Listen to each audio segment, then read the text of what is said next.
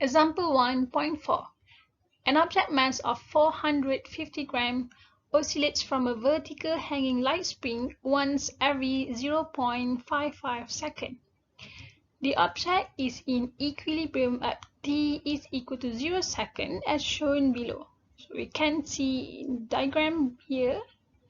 So the question asks to write down the equation giving the object's displacement as function of time.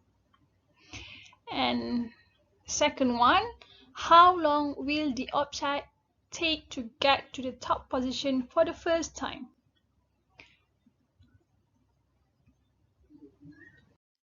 Alright, from the question, we got that the information such the mass is 0.45 kilogram and the period is 0.55 second.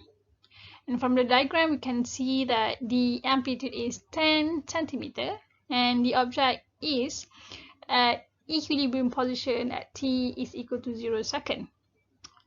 Okay, in order to write the equation of displacement as function of time, so we need to determine the amplitude and the angular frequency. So that's the amplitude of the motion. You can see here is 10 centimeter, while the angular frequency, and we know that the formula of angular frequency, which is omega, is equal to 2 pi over t. So we divide 2 pi by period 0.55 second, and we got our angular frequency is 11.4 radian per second.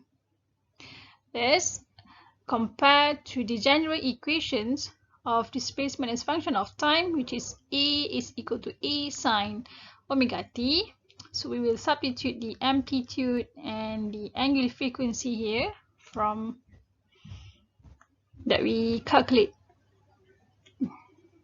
before. So we have our equation is x is equal to 10 sine 11.4 t, where x is in centimeter and t is in second. Right, the next question is, how long will the object take to get to the top position for the first time? Okay, so the top position is the maximum displacement from the equilibrium position, which is x is equal to 10 centimeter.